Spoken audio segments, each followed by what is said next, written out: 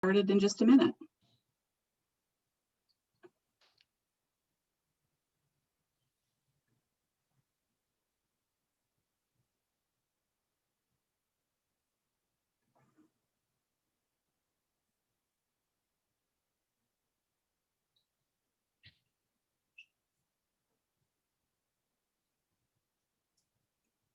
Got a great attendance today, so we're going to give everybody just a minute to get online, and we'll get started in just one moment.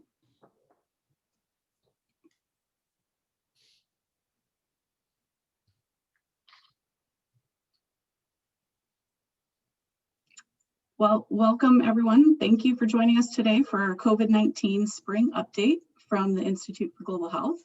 My name is Tiffany Scaparrotti. I'm an Assistant Dean for Development at Feinberg's Development and Alumni Relations team supporting the Institute for Global Health. We'll begin today's event with a presentation from Dr. Murphy and Dr. Havey, followed by a Q&A. We've received a lot of questions in advance of today's talk, but if you would like to ask a question, you may do so at any time by utilizing the Q&A feature at the bottom of your screen. I'm pleased to introduce our featured speakers for today's event, Dr. Robert Murphy and Dr. Robert Havey. Dr. Murphy is the Executive Director of the Institute for Global Health, the John Philip Fair Professor of Infectious Diseases, and Professor of Medicine and Biomedical Engineering at Northwestern University. Dr. Murphy's primary research and clinical interest is in viral infections. His research includes drug development of antiretroviral drugs and vaccines for HIV and viral hepatitis, and the scale-up of therapy for AIDS, tuberculosis, and malaria in sub-Saharan Africa. Some of his most recent work includes studies of surveillance metrics of SARS-CoV-2 transmission and research into the accuracy and usability of new point-of-care COVID-19 diagnostic tests. Dr. Robert Havey is the Deputy Director of the Institute for Global Health, Director and Founder of the Global Health Initiative Fund, and Clinical Professor of Medicine at Feinberg School of Medicine. Dr. Havey has been in practice in the Chicagoland area for more than 35 years and is currently the Medical Director for Northwestern Primary and Specialty Care. He's also the Vice President of Primary Care Operations for Northwestern Memorial Hospital. Founded in 2019 through the merger of Global Health Initiative and the Center for Global Health, Northwestern University Feinberg School of Medicine's Institute for Global Health has a mission to expand knowledge, capacity, and equity in global health through transdisciplinary research and education partnerships. Thank you, Dr. Murphy and Dr. Havey, for speaking with us today. I'll hand it off to Dr. Murphy. Well, good afternoon, everyone, and good evening if you're on the East Coast. So I'm Rob Murphy. I'm going to lead off our presentations today. We're going to have two relatively short presentations and then just jump right into the questions as said. Is my screen showing? Tiffany?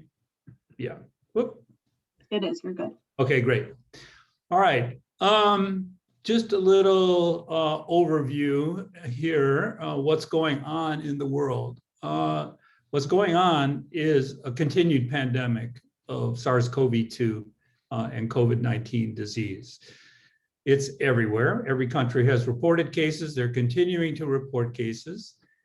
We've got over 568,000 deaths now in the United States, making it in a 12-month period the leading cause of death. And as you can see over here on the left, this is from the Johns Hopkins database, 31 million cases in the United States. Basically 10% of the population have a documented case of COVID or SARS-CoV-2 infection.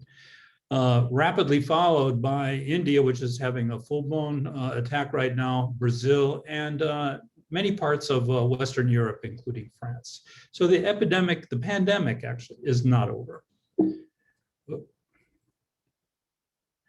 So here's the trend that's happening in the United States. We follow a bunch of metrics. One is just the new reported cases per day, but we also look at ICU admissions, hospitalizations, deaths, and ventilator usage in an ICU. So you can see here, we have had 3 peaks of infection. And now the numbers are struggling to remain on a plateau, which is actually unfortunately very high, or we get a fourth peak. Europe is actually having their fourth peak right now. And I think the reason for that difference between Western Europe and North America is the fact that we have done a much better job in delivering all the vaccines, which I'm going to talk quite a bit about, and many of the questions are about that. Hospitalizations, of course, follow new cases, and you can see there, we've got better treatments now. Death rates have actually dropped a little bit, but we still have a lot of people in the hospital.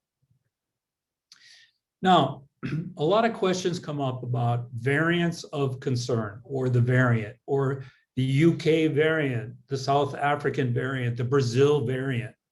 What's going on with these variants? Well, when you have a lot of virus replicating in the world, the virus is like a machine and it makes mistakes. And if the mistake survives and can even take over what we call the wild type virus, that becomes a variant. So what are the characteristics of these things? Well, the ones that have become very important typically spread easier. They may cause actually a milder disease, or in some cases, they cause a more severe disease. So it can be different. They can be detected, the current ones, by the current tests that we have available to us today. The treatments that are available right now work against most of the variants. However, the vaccine efficacy may decrease. I'll talk about that in detail in a second. Other characteristics are that, or other predictions with these variants are that they may get worse. They may become more common. Actually, what's happening in the United States, the B.1.1.7 variant that originally was reported from the United Kingdom actually is taking over in the United States. It's already taken over Western Europe. And ultimately, these variants may basically work their way around any treatment we have or vaccine that we have. There's a few variants that we've identified, and we're not really very good at identifying the variants. However, the US government has just allocated $2 billion to groups like our own here at Northwestern to start screening more for variants. So the B.1.1.7 was the one first identified in December. It was initially detected in the UK. It spreads much more easily, and it may be slightly more lethal. And this is now taking over the United States. The B.1.351 was first identified in January 2021, initially detected in South Africa. And this one has, the vaccines don't work as good against this one. The 1.1.7, they work fine. The P1 was also identified in the US in January and was originally identified in travelers from Brazil. And this is a very nasty one. It probably is more lethal and does transmit faster. Then we have two homegrown ones, the 427 and 429, first identified in California in February, and they were classified as variants of concern in 2021. We don't know too much about them at this particular point, but it can't really be good. What about vaccines? There's a lot of vaccines out there. And vaccines are in a variety of different phases, from phase 1 to 3, and after phase 3, which are the big ones, the 30,000 to 45,000 people studies, the big ones, they get authorized and then approved. So right now, we have emergency use authorization in the vaccines that are available now in the United States. The Moderna, the Pfizer, well, and the J&J, which is on hold. We'll talk about that later. 4 of them have already bombed out and have been abandoned. But that's the story right now. Now, this is new doses administered. And you can see we're doing a really pretty good job. It's been chaotic, but compared to Canada, compared to Western Europe, we're doing actually really, and compared to low and middle income countries, we're doing really good with about 3 million doses being administered per day. So it is getting out there. And this is the percentage of people who've gotten at least 1 dose. And you can see the leader of the pack here is Israel. with over 60%, followed by the United Kingdom, which had, was in a real crisis mode a couple months ago. And they've taken some very unorthodox approaches to getting the vaccines out there. They mix and match doses. They spread out the interval between the first dose and the second one. They're doing all sorts of things because they were in such a crisis mode. And so they're actually coming in number 2, right at about 50%. Followed by Chile, which is mostly using the Sinovac Chinese vaccine, which actually doesn't work that good. And then comes the United States, and you see the other countries listed there. Notably, the other wealthy countries in Europe and stuff are much lower than us. So a lot of questions come up, like how these things get developed so fast. I was on a call earlier today with some other infectious disease trained people and professionals. We said, a year ago, when did we think that a vaccine would be available? And there was nobody thought one would be available in 2020. And most people were aiming really mid 2021. So we didn't even think a vaccine would be available today as we speak. And fortunately, we were wrong. And through BARDA, one of the US agencies, and aggressive funding to help the small companies develop these things, we have the tech, and with the advanced technology, we are out there with these vaccines. It's just amazing. Now, why or should we be nervous that it got out too fast? Well, technology has really advanced with vaccines. The virus was sequenced in January by the Chinese, full sequences. So immediately vaccine developers started working on the vaccine. We had experience with SARS and MERS. Why is that important? They're both coronaviruses. And we've also got experience with Ebola in some of the technologies for the newer vaccines. And this BARDA group from the US pumped out billions of dollars to every one of the companies that we're going to talk about today and more. And they really thought only 1 or 2 of those companies would be successful. And actually, so far, there's Pfizer, Moderna, Johnson & Johnson, and Novavax, and the AstraZeneca, which is probably never going to get approved here. All of them received BARDA money. So without this huge amount of money and pre-purchasing arrangements, never would have had it. So briefly, phase 1, our safety trials, small number of people. Phase 2, you get the dose down. Phase 3, you do the big efficacy trial. And then when you find a significant difference, you get this limited approval. All the vaccines now are emergency use in the United States, emergency use approval. Now that they have, Moderna and Pfizer have 6-month data, they can apply for full approval. And so I would expect to see a full approval coming soon. So overall, 125 vaccines, 23 in phase 3, 13 have some form of approval. And I'll go over the ones, but you can see it's a worldwide phenomenon with this vaccine thing. We have Chinese, we have Russian, has the Sputnik. We've got the vaccine from India as well. And it's really a global phenomenon. So I'm going to just focus the last part of my presentation just on the big vaccine candidates that we have now. Talk a little bit about how they work. So BioNTech and Moderna were developed with this mRNA technology, brand new kind of technology, very teeny molecule. You actually get injected with just a minuscule molecular amount of material, RNA materials, not DNA. And that technology, we originally didn't know how good it was going to work. And the FDA set a target of 50% efficacy. That was the minimum. If it got over 50%, they would consider approval. And as you've all heard about, it's been 90 to 95% effective. It's really a home run. The J&J and the AstraZeneca are viral vector vaccines from adenovirus. The AstraZeneca is from a chimp adenovirus, and the J&J is a human weakened adenovirus that causes the common cold that does not cause any disease in humans. So that's how the genetic material is transferred with these other viruses. And then the Novavax is a protein-based delivery system. So the Pfizer vaccine was the first one that got approved. I think everybody has heard of it. Small German company, but they partnered with Pfizer, very big company. This mRNA technology, what happens is the mRNA is the message that turns on your cells to make a spike protein, the little red things that stick out of the virus. And as soon as that's seen, the body knows there's something bad there and makes all this immune response, including antibodies, to that spike protein. It's small, easy to make, gets into cells. You give 2 doses, 3 weeks apart.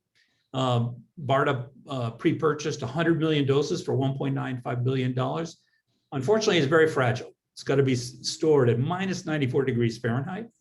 But the Pfizer built these special coolers and figured out this whole transportation system. And in these special coolers, the viruses, the vaccines are good for at least 2 weeks. And they've got all these sensors on them and everything. And it can be in a conventional freezer for 14 days. So it's been challenging, but it works. The phase 3 study had 44,000 people in it. 170 got COVID, with 162 in the placebo and 8 in the vaccine. 10 were severe cases, 9 in the placebo and 1 in the vaccine. So the way we measure the results, how many people got symptomatic COVID? How many people got COVID in general, even the asymptomatic ones? Harder to tell that because you have to be testing asymptomatic people. How many people go in the hospital and how many people die? Those are the metrics. Even with the UK variant, the B117, it works just fine. And that's taking over the United States, so that's great. But the South African variant, it doesn't work as good. It drops down, but it still works. One unusual feature of these mRNA vaccines is that they're associated with anaphylaxis. That's a Shockey-like syndrome that people that are allergic to peanuts and the like. And there's 11.1 per million people taking the vaccine. Nobody has died from this anaphylaxis, and it's easily treated just with an EpiPen, some epinephrine given. So nobody has died from that side effect. So what's the big impact? So Israel is the most vaccinated country. They've given out almost 600,000 doses, 1 or 2 of them. And the efficacy rate for symptomatic disease after the first dose is up to 57%. With the second dose, 94%. This is in a real world situation. This is not a study. Hospitalizations decreased 87%, severe disease by 92%, death by 84%. It works against the B117, but not as good against the 351. That's a South African variant. This is a home run, a slam dunk. Moderna, same technology, developed by the NIH and a Moderna company in Cambridge, Massachusetts. They also got the BARDA money, $1 billion, 2 doses, 4 weeks apart, 30,420 participants, 94.1% efficacy. And with this one, severe disease was only found in placebo patients. Nobody had a severe disease with this, and death occurred only in the placebo patients. They got their EUA in December. That's the emergency use authorization. The freezing issues with this are much less. It can be at -4 degrees regular freezer temperature for 6 months. And then it can be in a refrigerator for a month. So it's easier to move around. The anaphylaxis rate is slightly lower, but the same thing, anaphylaxis can be treated. It is less effective with the variants as the Pfizer vaccine. Now, Johnson & Johnson, I'm sure you've all heard in the last week or so what's happening with these guys. So this was a vaccine was developed at Beth Israel Deaconess Hospital at Harvard and Boston. Johnson & Johnson took over to help them. It's this adenovirus, 1 or 2 doses. The 2-dose study with 60,000 people is ongoing. They should have those results shortly. That's a second dose 2 months later. But what's approved right now is just 1 dose. And so you put the coronavirus gene into a harmless virus, and they also got BARDA money, 45,000 participants in one study, 30,000 in another. With the 2-dose one, I thought it was 60,000 and 30. This got approved February 25th. The efficacy here is much lower. It's only 66.3% preventing disease. And that's worldwide, 74% here in the United States, but in South Africa, it's only 52. That's because of the variants down there. However, if you look at preventing severe disease or death, hospitalizations, it's very effective. 86% for severe disease, 100% prevention of hospitalizations and death. Now comes the problem. April 13th, not that long ago, cerebral venous sinus thrombosis is a blood clot, a rare form of blood clot that occurs in the blood draining the brain, can also occur in abdominal veins. It occurs in 1 in 200 to 500 people at risk. You might have heard, oh, it's 1 in a million. Well, you know, most of the people that got it were women. So you cut that number in half, you get down to 500,000, and then mostly in women under 50. So that's like 1 in 200,000. And so we don't really know. Fortunately, there's going to be a full report of all this issue released, scheduled to be released on Friday of this week. So we'll get all this, all will become obsolete. It'll be updated on Friday. It's a strange kind of bleeding with low clotting, with low platelets, very similar to a condition that we know called heparin-induced thrombocytopenia. That thrombocytopenia just means low platelets. It has been associated with birth control pills, people taking birth control pills, estrogen therapy, 6 weeks after delivering a baby, some cancers and autoimmune disease, so heavily weighted on the female side. We don't even know how many cases have been reported. 6 have been reported so far, but the rumor is there's 8, maybe more. Like I said, mostly women, 6 to 13 days post-vaccination. So injections got put on hold, a pause. The European Union lifted that pause today, and the vaccine can be given just with a warning to the people taking it. And like I said, the ACIP, this is the advisory group to the CDC and FDA, is coming out Friday. So we'll find out all about that. There's a lot of questions about that. The AstraZeneca, I'm not going to spend too much time. It's another viral vector disease. They also got BARDA money. It's very easy to transport. It's the cheapest of all the vaccines. It only costs $4 a shot, but it's associated with even more blood clots than the Johnson & Johnson one. So they think it's probably due to the vector. Again, like the J&J, it's 66% effective, and no longer, it doesn't work against the South African variant, so they had to abandon using it. So I'm not sure this is going to go anywhere in the US. Novavax is the last one. They're going to come out later this spring with their glycoprotein nanoparticle with this adjuvant, a thing that makes it even work better. And they've got some significant funding too. So far, it's been 90% effective in the US, but drops down to 50% in South Africa. Prior COVID didn't protect it also from infection. So other issues, how are we preparing? Well, Operation Warp Speed was a huge success. However, we got the we have the 4th highest vaccine rate in the world. And as of Monday of this week, you could see, and it should be a number 3, not a number 2, that everybody 16 years and older is now eligible to get the vaccine wherever they can get it. So that's the end of my presentation, and thank you very much for listening. And now I'll turn it over to Dr. Havey, who will give. Thanks, Rob. Jennifer is going to run my slides here. I'm going to look at this from the perspective of the clinical side, which I handle every day. I've had over 1,000 patients with COVID myself throughout this pandemic, so it has been a real effort for those on the front line medically. We'll go to the next slide. Okay. Very good.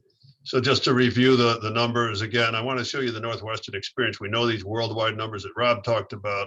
We've had 66,000 confirmed cases of COVID here at Northwestern. Next slide. Keep in mind that there are testing guidelines. There's a lot of problems throughout the country with testing. You know, one of the great things about the approach from the US to COVID with the emergency use authorization was that a lot of tests came on the market. But at one point, we had over 200 different COVID tests on the market in the US, many of which were not validated because they were rushed to market with this emergency use approach. To really confirm you have a case of COVID, you really need a PCR test, which I mentioned here. We do not repeat these COVID tests within 90 days of a confirmed infection, only because you get false positives. Plenty of my patients were trying to get a procedure and they'll try to get a COVID test done 30 days after COVID and they find that they're still positive. They're not sick anymore. The virus in their nose is dead, but don't repeat the test too soon. If you're traveling, you're going to be in a little bit of a bind if you had COVID and you're trying to get a negative test to travel. And you may have to work with the travel site to figure out how you can get in. We also don't use antibody testing to tell people they've had COVID. There are also some false positives in that. Remember, there's other coronaviruses that can overlap with some of the old antibody tests. And we don't use antibody tests even today to reassure you that you're immune, because immunity to COVID is not just based on antibody levels. There are other immune features that make you resist repeat infection. So don't fall into the trap of thinking that if your antibodies are positive, you're bulletproof, nor if they're negative that the vaccine didn't work. So we don't use that as your endpoint. Next slide. So there've been a lot of tests done in Illinois. You can see the positivity rate here is about 4% of the tests done in Illinois are positive. Next slide. At Northwestern, however, we've done 700,000 tests. We have a 9% of these were positive. That's dropped in the last week. We have a higher positivity rate at Northwestern than in the state in general because we have pretty strict criteria of who we test. In Illinois, a lot of sites you can drive through and get a test with just for the heck of it. Whereas we have doctor ordered tests only. You can't walk into Northwestern and get a test without a clinician ordering it. So our positivity rate's higher, not because we have more cases, but because we're selective on who we test. Next slide. Just to tell you what's happened clinically with COVID, we've had 13,000 hospitalizations since the pandemic started. In the middle of the summer, we hit our low point, about 50 patients in all of our Northwestern hospitals. And during the surge in October, we were up to 500. We're down right now to 163 people. One encouraging sign is that of all of our COVID patients today in the hospitals in our system, only 14 are currently on ventilators. Next slide. We have also been happy with how we've handled our workforce. We have about 30,000 employees, 100 or so, 212 have had a confirmed case of COVID from workplace exposure. So we have been a very safe place to work and a safe place to administer care. Next slide. Part of that protection is because we never ran out of personal protective equipment. This is our current inventory as of yesterday. You can see we have plenty of masks and gowns and face shields. And we've also put in universal mandatory masking among all our physicians, our staff, and our patients, all for the last year. So we live in masks, and it's made a big difference on protecting ourselves and protecting our patients. Next slide. There have been a lot of vaccines offered through our system. 21% of our patients received one or more doses of the vaccine. Next slide. We've given out 200,000 doses. You can see the data here. And if you look at demographics, we've been really committed to make sure that we roll this out in an equitable fashion, so that we started with older age groups. We started very methodically over age 90 first, and then we worked our way down. And we split our invitations according to risk categories. So those who lived in what we considered high hardship zip codes, those who were in racial and ethnic minority groups, were offered vaccine early on, knowing they were the vulnerable populations that were dying more of COVID than other populations. So we knew we had a limited resource with vaccine in the beginning, and we really carefully figured out how to give this out to have the best impact. Next slide. As Rob mentioned, there's a number of vaccines on the market, but Northwestern so far has only administered Pfizer and Moderna. We have not yet given Johnson & Johnson anywhere. So if anyone on this call right now got a shot at the Northwestern facility and don't remember what you got, it was Pfizer or Moderna, not Johnson & Johnson. Next slide. You can see the stats in the country. Interestingly, though, there is still a bit of a hit and miss approach across the country, with some states like Pennsylvania having hit 42% of their population already, Illinois at 21%, and Utah only 17%. Next slide. The same goes for worldwide uptake of vaccine. Israel, as Rob mentioned, is way up there. If you want a fun fact, the country of Gibraltar has vaccinated 90% of their population. They only have 30,000 people, so that's why. But look at Mexico, only 2% of the population, whereas Chile is at 28%. So the US is doing very well, but the rest of the world has a long way to go to catch up. Next slide. I want to mention that one of our challenges still in the US is vaccinating both patients and staff at long-term care facilities and nursing homes. They do make up a third of the deaths since this pandemic started, and yet less than half of the staff at US nursing homes have been vaccinated. We have state-by-state data that some nursing homes, only 10% of the staff have been vaccinated. We put out goals to get 75% of staff in these nursing homes vaccinated by the end of June, but a lot of it's disinformation and hesitation and fear of side effects, lack of belief that the vaccine works, a whole number of things. The only shining or silver lining on this is that we have one other tool that has been approved in nursing homes, and that is giving monoclonal antibodies preventively to nursing home patients and staff if there's an outbreak in a nursing home. Next slide. Everybody knows the symptoms of COVID. People focus on fever a lot. More patients with COVID have no fever than have it. So we don't like to use fever as kind of a green light, red light type of symptom. There's a lot of symptoms that go into this, and there's a lot of people with no symptoms or what we call pre-symptomatic phase before they get sick. Next slide. Keep in mind, and I'm showing this slide not because of the fun fact that flu seemed to disappear this year. This slide shows that a year and a half ago, we had a huge amount of flu at Northwestern, like we have every year. And yet, look at what's happened since April of 2020. There has been no flu at Northwestern or, quite frankly, in the United States. The take-home message here, though, is that that means that if you get sick with something that feels like a flu, don't think it's nothing. Go test for COVID. Next slide.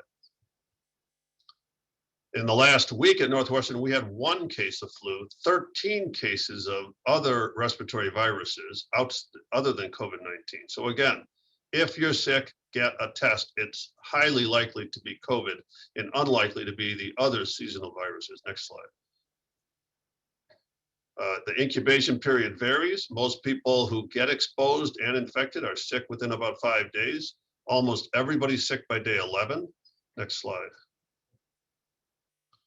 Keep in mind that oxygen monitoring is really the one metric we use in caring for people at home to give us some reassurance that they can stay at home. The caveat on that is that we have found out that people with dark skin, particularly African Americans, don't have reliable response to these pulse oximeters that are sold at the pharmacies. They just don't work well on certain skin colors.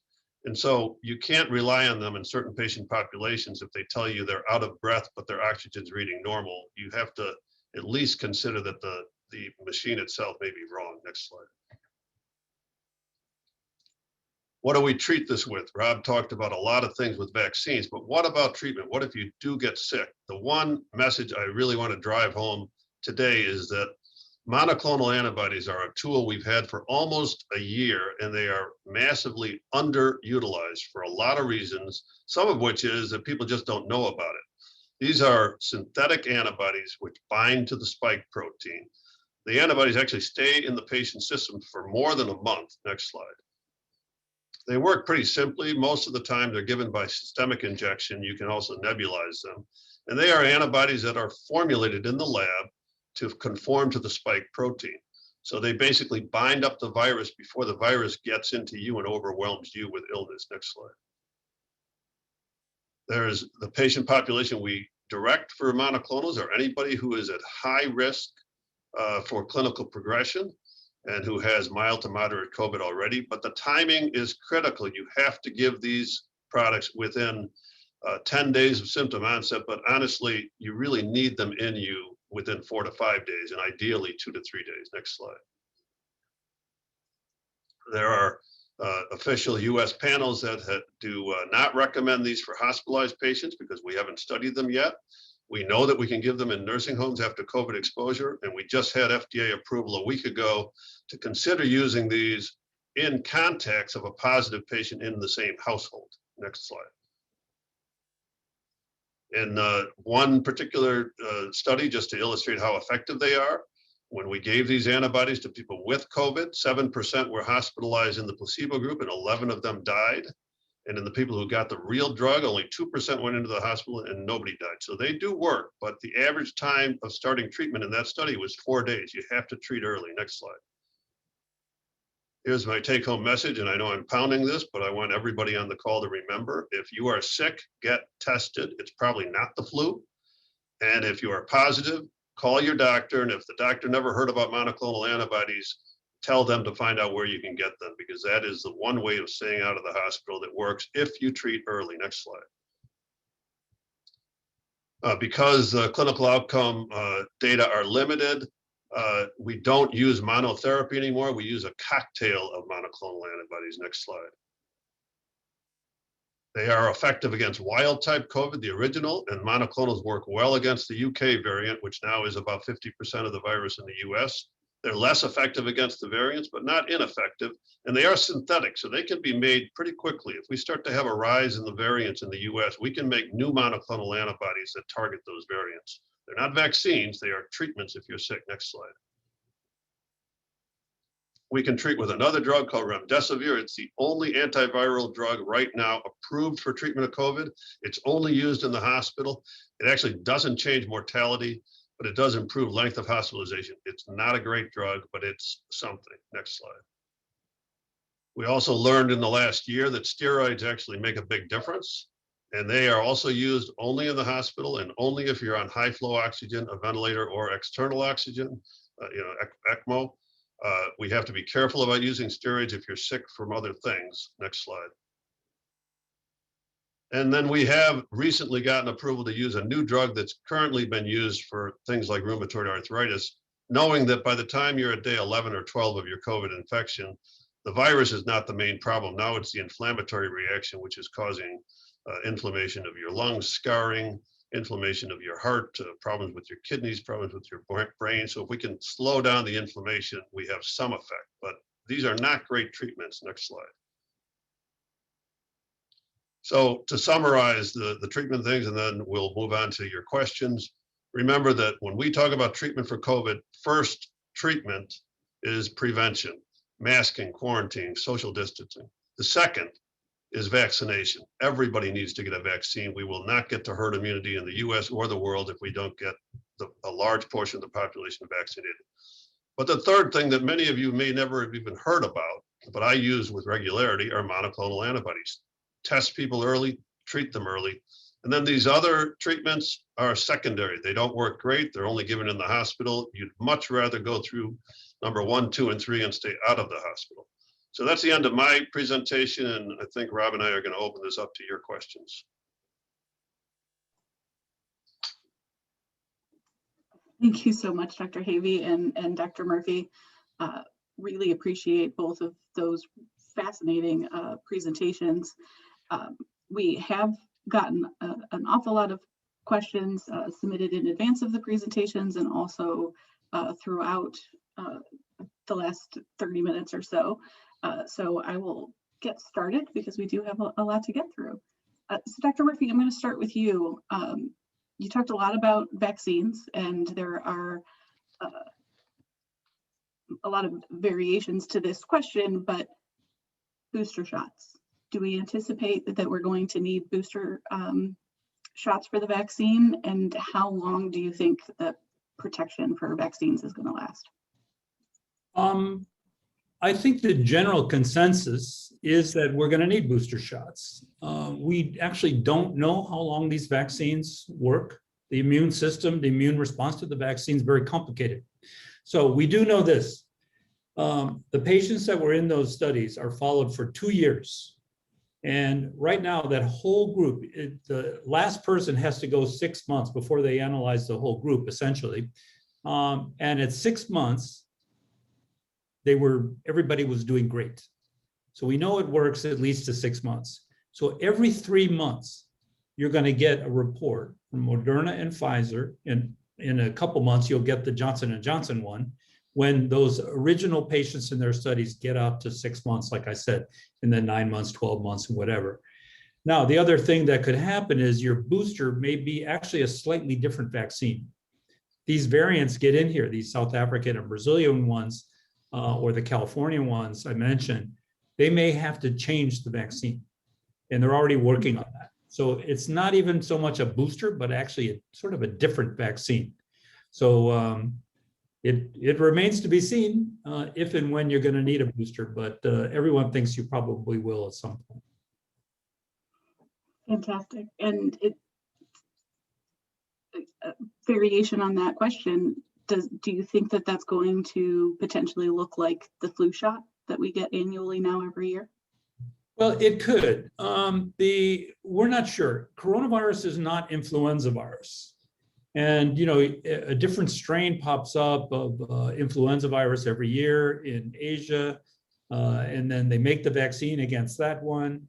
And the whole way that coronaviruses work is very different. So I don't know if it's really going to be like the flu. It really remains to be seen. Thank you. Dr. Havey, what precautions still need to remain in place after this pandemic dies down? We're learning the lessons of things that we probably knew intuitively, but we had a social system in the world and in rich and poor countries where infection control precautions were just never followed. What are we going to do as a society going forward when the pandemic dies down? Are we going to go back to mass gatherings and people going to work when they're sick, or are we going to be a little more cautious? What precautions do we need? We need to pay attention to what we've done to mitigate the current pandemic. Social distancing works, masking works, not going into a crowd when you're sick works. What are we going to do going forward? Who knows? People looked at it as a badge of honor to go to work sick. Hopefully they'll learn that all they're doing is infecting 10 other people. So I think we're going to have to be, in the short term, we're going to have to be cautious for at least another couple of years because COVID will not be gone for another few years. Look at the vaccination rates in the world. We've got a ways to go. Long term, I think everyone is going to be a little more cautious about who they're with, handshaking, touching their face, wearing a mask when they're sick, not going to work when they're sick, etc. Thank you. I'm going to pause really quick and just for the audience, we had anticipated that we were going to cut this off at 4:45, and we've got a lot of questions. So our speakers have agreed to stay on until 5 o'clock to answer some additional questions. So for anybody who does need to get off at 4:45, we will be emailing out this recording after we're done today. So we will be getting through a few more questions over the next few minutes, but wanted to let you all know that. So Dr. Murphy, any timeline being discussed about when children under 16 will be receiving a vaccine? Yeah, there's been a study that's actually been completed in kids who are 12 to 15 years old. So that's the next group down from what is approved by Pfizer. Pfizer started their study at 16 and up, Moderna at 18 and up. So now they got to go back and study down to 12. So I would imagine right now they're gathering all that information. And I would think by the summer, they would be able to make a decision whether it's going to be approved in those kids. There's also studies now in younger children that are ongoing that are not completely enrolled. So that'll take a little bit longer to enroll them. There's another study in 4,000 pregnant women, and that's ongoing too. So all those are in the pipeline, and some of those are actually going to take up to a year to come out. But the 12 to 15 will be first. Great, thank you. Can you tell us a little bit about vaccine passports? I know you've talked about that a little bit. Yes. What are they, and do you see them becoming a norm? Well, vaccine passports already exist, primarily for yellow fever. So I work, before the COVID pandemic, I was working mostly in sub-Saharan Africa. Every country I went to, I had a yellow card that was a WHO vaccination certificate that had my yellow fever vaccination documentation. And whenever I crossed a border, I would have to show that card. So those cards actually do exist. The same thing now, When I got I got the Pfizer vaccine back in December and my second shot in January. I got a little official looking card. I laminated it and took a picture of it in case I lose the card. And you're going to see that. There are several companies making vaccine passports, digital ones that are connected with your medical record and your own identity. One of those companies is called Common Pass, or the product is called Common Pass. It's out of Switzerland. The airlines are already talking about that. Immigration authorities are talking about that. It's very likely that you won't be able to travel, at least internationally, without a vaccine certificate. And many countries will probably not allow you in the country without evidence of taking the vaccine. So it's coming. And the question is, what is the form and how is it going to impact everybody here? Certainly. It'll be interesting to see what that looks like moving forward. We have, one thing just to add on to that, we already have vaccine mandates in schools and universities and healthcare facilities. Like, I can't come to work after November 1st if I haven't had an influenza shot. You can't enroll in College X if you haven't had a hepatitis B vaccine. These things are already out there, and you're going to see where COVID exactly fits in. COVID is much more infectious than everything else out there. So it'll be interesting to see, but it's going to happen. It sounds like it. Dr. Havey, post-vaccines and allowing enough time for antibodies to build up, do you think that we would see that AB titer tests will be standard protocol? I think you're talking about antibody tests. A lot of people do come in after a vaccine and they want that reassurance that the vaccine worked, and they ask to have an antibody titer drawn. We discourage that for a couple of reasons. Number one, we know that the way the immune system works is that it mounts a big antibody response initially when you're vaccinated, but then the antibodies start to die down and the level goes down. But there are what's called memory B cells in your bloodstream. And they are just what they sound like. They're memory cells. And the minute it sees COVID again, they are poised and ready to make massive amount of antibodies in response and fight off the infection. And so whether you got natural COVID or vaccine-induced immunity, you will have antibody levels that will start to go down, but you'll still have these memory cells. You also have protection for what are called T cells, which is a different part of your immune system. Those are never measured. So when people say that, they want their antibodies checked. I just checked a patient of mine last week who has chronic lymphocytic leukemia. His antibodies were 0. His immune system isn't great. He had both doses of the vaccine, but we did some T cell studies on him, and he does in fact have immunity to COVID. So antibodies don't tell the whole story, and they're going to cause more fear than help. So we discourage people looking to get those checked. Thank you. Can you talk then a little bit more about herd immunity and how our thinking about that has evolved? Well, and Rob and I talked about this earlier today. It is ironic when you go back in time and realize that the original objective of the vaccine manufacturers was to try to get a vaccine that was at least 50% effective. And the FDA knew that flu shots are 40 to 50% effective. Now we've got one that's 95% effective. Originally, we thought that we would need 50 or 60% of the population to be immune in order to achieve herd immunity. The UK variants and the other variants are raising that concern that we may need a higher number of people immune to really have true protective herd immunity, and it might be as high as 75, 80% of people have to be immune. Now, that's just in the United States. Worldwide, we need the same thing. So the world is not going to look very safe for at least another 2 or 3 years till the world gets vaccinated and we get up to 80%.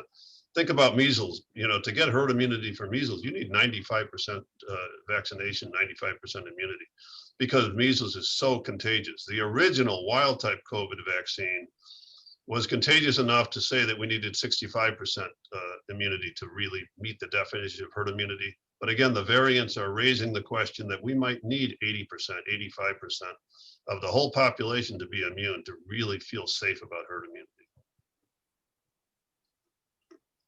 Thank you. So your answer has me kind of wanting to go in a couple of different directions because of all of the questions that are being asked. One of which is then, what does the global vaccination process look like? Well, it's way too slow for a lot of reasons. A lot of it's supply, some of it's resistance to taking it, some of it's side effects that put things on pause. Some of it's the disparity we've talked about at the Institute for Global Health for years about low and middle income countries versus high income countries. We have a long way to go. The good thing is the vaccines are going to come down in price. The manufacturing process really isn't that difficult. We do have to have kind of political buy-in at every country in the world to really encourage their populations to get vaccinated. And then we need an aggressive distribution system. A year from now, we'll know a lot more about the variants and the vaccine and whether boosters are changing, whether countries are willing to take it. And but right now, the rest of the world is not in a great position. And maybe Dr. Murphy wants to comment on the worldwide vaccine supply. Yeah, the low and middle income countries have a very different supply system and types of vaccines that they're taking.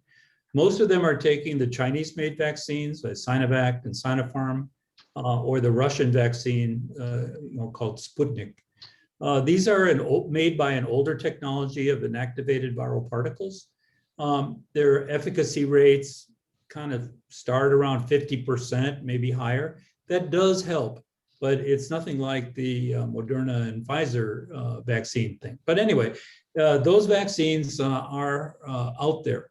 They're cheaper and they are being distributed, but they are nowhere near close to have vaccinated enough people. This is going to take really years effort to get the whole world vaccinated. Until everybody's vaccinated and we have worldwide, I think you said it already, Bob, you got to have worldwide herd immunity before this thing is really going to go away, because people just move around too much. It's going to be a gigantic challenge. There is an international group supported by the WHO called COVAX. And this is a group that's sponsoring worldwide distribution of vaccines, and we should be supportive of them, and we are. That's great. Thank you so much. We've gotten a lot of questions about fully vaccinated people and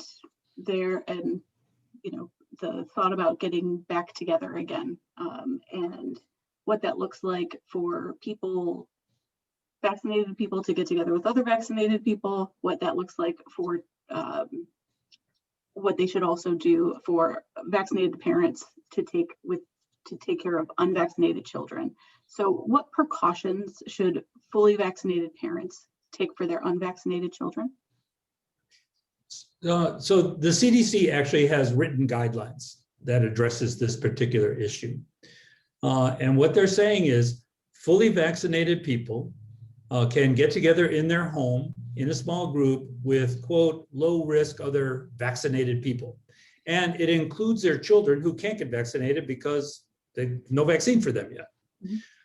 So it's limited to small gatherings in a person's house where you don't have to wear a mask, you don't have to socially distance, you can hug them, whatever. That is actually okay thing to do. I mean, you are vaccinated, these vaccines work. I mean, this is the whole reason why you're taking the vaccine. So this is step one. Step two will be, it hasn't happened yet, small groups can gather anywhere and not have to wear a mask or socially distance. It gets a little messier here just because there's still so much virus floating around in the community. We've really got to get the rates down more before we can basically leave that home bubble. But that's the next step. That's where we're going. And then from there, it's going to be events like the theater, like schools. Schools are, there's over a dozen colleges now that are mandating that the students get vaccinated before they go back to school. Now, I don't know what kind of, most likely they're going to still have to wear masks and stuff, but I would think you're going to start seeing less of the mandates as this evolves over time. Great, thank you. Dr. Havey, if someone is experiencing a health issue that requires attention, should they wait to see their doctor until after receiving their vaccine? Oh, absolutely not. You know, we had so many nightmare stories in the springtime of people putting off care because they were afraid to come out to healthcare settings. And this is a worldwide phenomenon. You know, the measles is on the rise worldwide because parents never took their kids in to get measles vaccines in the last year. Breast cancer is on the rise because people put off their mammograms. Quite frankly, most of my patients, when I see them for their checkups in the last few months and I look at their mammo records, it's been 2 years. It's like the first year of the pandemic was a lost year, and people isolated, sheltered in place, and put off all their other health needs. And there's a price you pay for that. So we have a good system of recommendations for routine immunizations, routine preventive screening, symptom-based care. I mean, we had a patient, I told this story before, last May, who turned down his heart transplant that he'd been waiting for 6 months because he was afraid to come to the hospital. So, you know, putting off your care for your routine things is not the thing to do. That's why I showed the slide about how few of the healthcare workers in our system even got exposed to COVID. You know, the healthcare systems are safe, and you have to keep up with your preventive care for sure. Great, thank you so much. Dr. Murphy, in light of what's happening with the Johnson & Johnson vaccine, do individuals with blood clotting disorders need to be concerned about getting either the Pfizer or Moderna vaccines? They haven't reported that as a significant side effect. They've had some blood clots in those studies, but it was at the level of what they would expect in the general population. So you wouldn't really have to worry with those. I think what's going to happen on Friday when this advisory committee gives their report is they're going to put a black box, they say, in the package insert of the vaccine that warns people at risk for clotting. So anyone with some kind of blood clotting disease, somebody on estrogen therapy, including birth control pills, anyone really at risk for clotting should not be taking those the viral vector vaccines like Johnson & Johnson or AstraZeneca. Great. And, you know, there's been a lot in the news lately about long hauler COVID and long haul symptoms. Knowing that the vaccine's not 100% effective, though we keep hearing that they're really, really close. How concerned should those be that are vaccinated about becoming seriously ill or becoming a long hauler if they do get COVID? You know, I'll just make one comment on that, Rob. Those are separate issues. You know, a long hauler is really defined as somebody who's had COVID and still has symptoms many months later. They had an article in the JAMA today that they looked at 500 patients who'd had COVID, and they telephone called them all 4 months later and found about 50% reported they still had some symptom. Most of it was fatigue, kind of a general, I'm just not back to myself yet.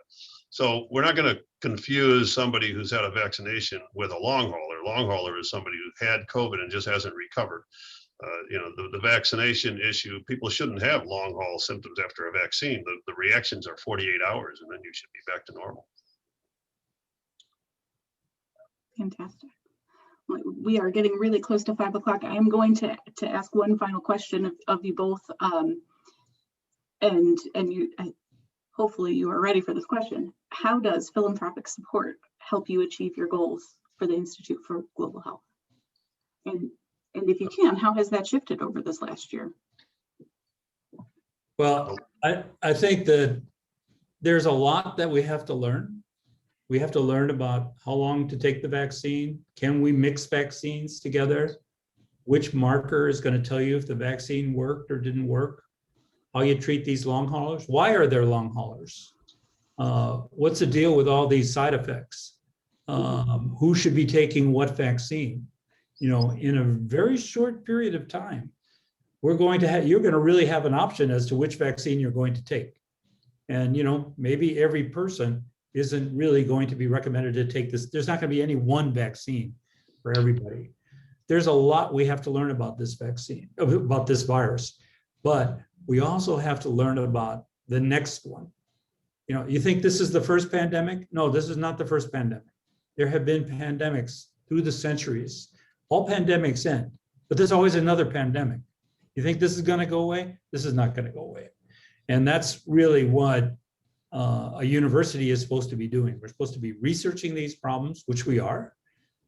We are one of the biggest funded schools in the Midwest for COVID research, and we want to go that next step.